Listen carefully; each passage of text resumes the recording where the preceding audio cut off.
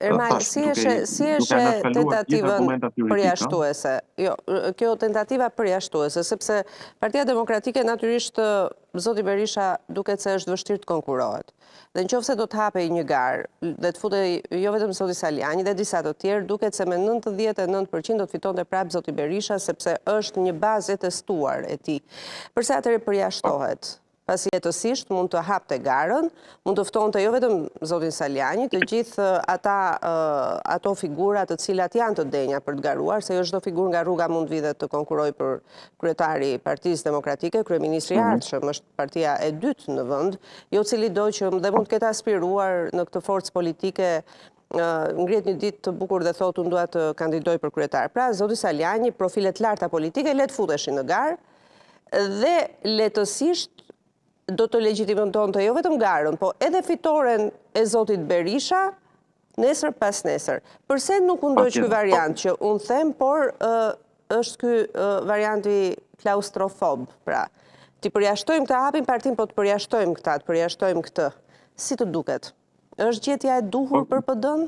Kjo është edhe që sapo thash, po duke shmang gjithë debatet juridike. Se është dhe aspekti i debatit juridik, pastaj është çështja diskutimet a janë të drejta apo jo vendimet për përjashtim, vetë përjashtim etj. Po këtu s'futemi dot, se është çështje pastaj e statutit të partisë, mënyrës se si do interpretohet, ndoshta edhe e gjykatës nëse do shkojë puna deri aty.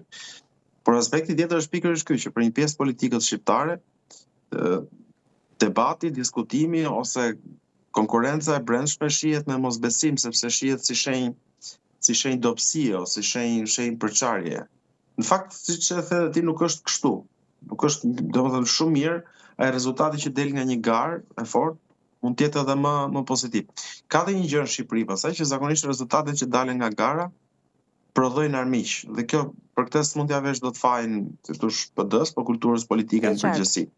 Se ne shohim për shembull që në zgjedhjet në Amerikë ne kemi primaret brenda një partie të caktuar, dhe ai që del kandidati fundor, pastaj përfundimtar, ai kandidat mbështetet nga të gjithë ish konkurrentët e tij, duke u shprehur që ky është kandidati i dur përtej dallimeve që kemi etj. Në rastin e Shqipërisë, përplasje të tilla zakonisht kanë përfunduar pastaj me përçarje, me krijim partish të reja etj.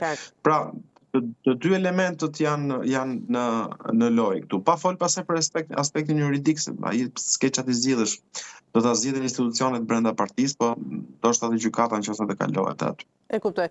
Reforma territoriale është një tjetër moment shumë i rëndësishëm.